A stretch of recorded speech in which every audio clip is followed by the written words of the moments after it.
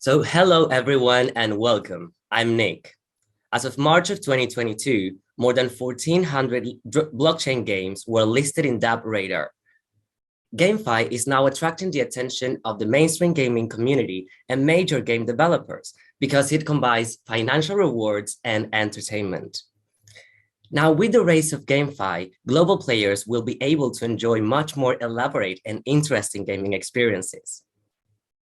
Today, we are honored to invite Paddy from Revoland Advisory Board. Hello and welcome. Hello, hi. This is Paddy Tan, and thank you for inviting me for this interview.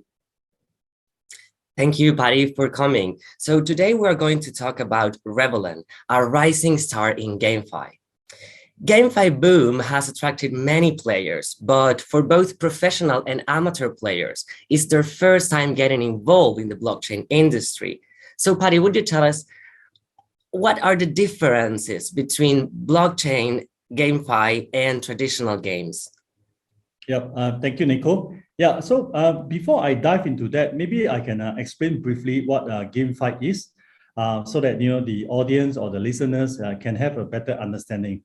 Well, the term GameFi is simply the combination of gaming and decentralized finance, or otherwise known as DeFi, DEFI, using blockchain technology.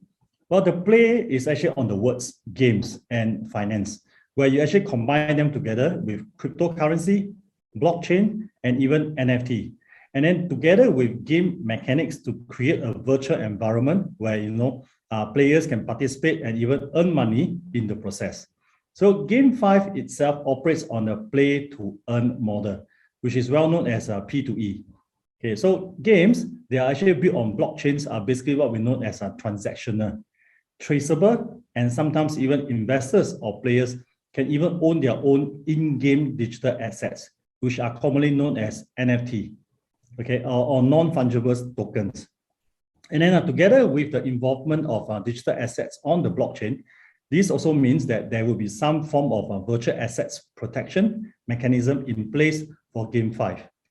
But for traditional games, you don't get to own the in-game assets. So in other words, even if you purchase it fully, this includes the IP rights. So this makes a huge difference between both of them. So let's say when we talk about introducing of DeFi elements into gaming, also makes crypto gaming more decentralized. This also means that it's more open and transparent. So if let's say you were talking about transactions or any form of actions within the gaming ecosystems, whereas if a person wishes to buy, sell, or trade on an in-game item in the traditional games, okay, they will have to go via maybe Meetup, forums, or any other form of websites, which are said to say scams tend to come in, and potentially it can actually be used against each other's on the gaming ecosystem. But however, on the blockchain, everything is transparent and traceable. So crypto investors or players will no longer see GameFi as solely a game, but in fact a potential investment as it comes with economic benefits and values too. Well, that's very useful information, Paddy. Thank you. So what makes Revoland stand out in comparison with other GameFi projects? Okay, yeah. Okay, yeah, so here's the thing. These days, there are many P2E, as I mentioned, play to earn games. They are designed for a quick cash grab. So we have already seen quite a lot of such kind of games that, the basically objectively is just to put it up and everybody just rush in, play, try to make some money, and then that's it. But, the thing is that you can actually tell by looking at how the game mechanics are being designed for players to play. So sometimes you will notice that players are just grinding, okay, grinding, and not playing, just for the rewards or money. And some of the P2E games are designed such as you're buying into a lottery ticket and in the hope that you will get a better NFT to get huge returns during the game. But however, for this particular game, and especially this game, okay, on the other hand, we actually don't do that. We focus a lot on the players to enjoy the game first and then get rewarded later. So the mission is actually to build a platform that connects talented gamers and streamers with crypto investors. And even though the entry barrier is low, we still want players to come back for more. So hence, the gameplay is actually designed to have a low entry barrier, allowing players to easily participate, but also make it tough to master. Simply means that they have to play a lot more, get themselves familiarized before they can be considered as a master of the play. So by introducing a strategic gameplay approach, this actually helps to build cognitive skills into our players and also allows them to keep coming back for more, just like any other competitive traditional games, be it Dota 2, Fortnite, or Counter-Strike. So however, at the same time, if a game is too easy to master, this is something that the developers will need to look into and improve over time. Because games that enrich us the most, make us want to keep going until keep trying out until we achieve the results. I mean, this is what a lot of gamers like us, we do that. You keep going for the challenges and then you try to make it from stage to stage. Okay, so this is also what we call as the psychology of intrinsic motivation, which many people could call it hard fun. Okay, making it a bit tougher, but yet at the same time make it easier as you progress over time. So in another layman's term, it is also what we want people, the gamers, to enjoy the games irregardless of whether they will be rewarded, knowledge, or otherwise compensated in exchange for playing it. Because if the primary objective, or the motivations is actually the reward or any form of compensations, players may not want to stay onto it for too long. No, they may just dump it and perhaps even leave the games. And then this also creates situations where developers may not be able to keep up what we promise and then the rewards or even the compensation to the gamers. That's right, Paddy, that's right. So let's move to the next question.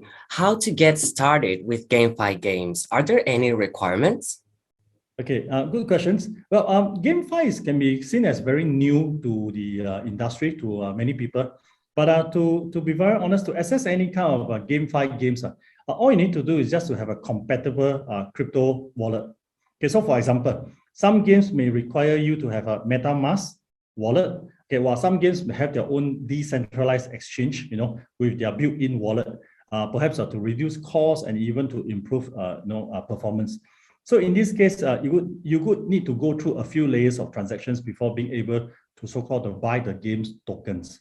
So for example, Axie Infinity, which is widely popular, is one of those that they actually use their own, wallet, what we call as Ronin's DEX, called Katana, Katana. Okay, so you will have to buy the Ethereum from a crypto exchange, transfer it to your own MetaMask, and then from the MetaMask transfer to the wallet. Okay, so there are a couple of processes that you have to go through. Okay, second could be the requirements of the GameFi game. So for example, some of the GameFi games will require the players to actually own some NFTs or some of the tokens before playing the game, like Axie Infinity. So for example, if a P2E games like Axie Infinity may have very strict rules on the multi-accounts and to also prevent you from cheating. Because I think the last thing that you want is to have players who have multiple accounts and then try to game by being unfair to others. And then that is, if you caught, you are actually risking all the digital assets to be banned. So this is also where we need to strike a balance to ensure that before you start any GameFi, you have to know what are the requirements and what are the gameplays. Exactly. Make sure to read the rules and requirements. So there are thousands of GameFi games in the market and the total number is growing. So how will Revoland maintain its position in the marketplace? Well, you're right, Nico. It's a hyper-competitive business environment now. So in many businesses, we always listen to our customers. Well, we listen to them, get feedback from them, and then at the same time apply into the games, into Revoland. So for example, when we, maybe we get some feedback, just, hey, the game is actually difficult. Maybe it runs on the different, phones, the screen size and stuff like that. So we will have to make sure that we always put our community as a priority and listen to their requests. So, and then this is where the community helps the community to grow further and better. That's why with a strong, we have about 100,000 plus members in the Telegram group. And interestingly, it's actually growing every day. And we listen and seek out for the opinions to make the community, the games, and a place for all of us to really enjoy. And at the same time, so we also want to invite our community members to take part to grow the game together. Because we strongly believe that by further deepening our community connections through this, listening and then understanding why and how are we going to do it better, we can actually help to grow it further and even perhaps amplify and have our games to reach out as much as possible. So while we are new, okay, this undeniable, we are very new into the industry. Even though we have about 100,000 plus members in the Telegram group, we are here to learn, and we have more to learn. So which is why to support the community, we hope that it is also a place for everyone to be able to engage us, have fun, and most importantly, to build a solid fundamental foundations in the ecosystem for GameFi too. Well, that was a great interview, Paddy. Thank you for your time. Thank you very much. Have a good afternoon. Thank you.